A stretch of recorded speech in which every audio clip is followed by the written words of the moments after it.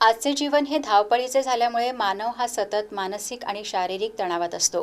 त्याचा परिणाम आपल्या आरोग्यावर होत आहे। यावर मात करण्यासाठी नियमितपणे योगा करणे आवश्यक आहे। योगाला दैनंदिन जीवनाचा अविभाज्य भाग बनवला तर आपण निरोगी, आनंदी आणि तणावमुक्त राहू शकतो, असे प्रतिपादन जिल्हाधिकारी वसुमना पंत यांनी केले।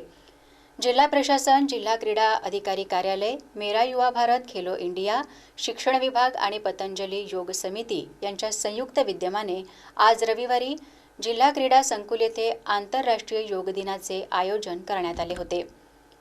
याप्रसंगी जिल्हाधिकारी पंत बोलत होत्या। यावेळी चंद्रपूर शहराच्या महापौर संगीता खांडेकर, आमदार किशोर जोरगेवार, मुख्य कार्यकारी अधिकारी पुलकित सिंग, मनपा आयुक्त अकुनुरी नरेश, निवासी उपजिल्हाधिकारी दगडू कुंभार, जिल्हा क्रीडा अधिकारी अविनाश पुंड, शिक्षणाधिकारी अश्विनी सोनवणे यांच्यासह पतंजली योग समितीचे सदस्य उपस्थित होते। हाथों को बैठे ऊपर की तरफ। अब सांस भरते हुए दोनों हाथों को सीधे ऊपर ले जाएंगे। हाथों के पंजे अंदर की तरफ मुड़े हुए। अपने हाथों भुजाओं को कानुता बनाने के लिए, शरीर में स्थिरता लाने के लिए फायदेकारी आसन। अब सांस छोड़ते हुए फिर से धीरे धीरे हाथों को अपनी कंधे की समांतर दिशा में लाएंगे।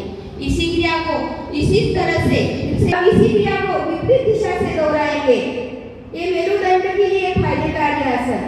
अब हाथों को सांस छोड़ते हुए आगे की तरफ, सांस भरते हुए फिर से पीछे की तरफ। इसी क्रिया को फिर से एक बार, तो धीरे धीरे अपने हाथों को लेके जाएंगे, लेफ्ट साइड रिलाई करेंगे।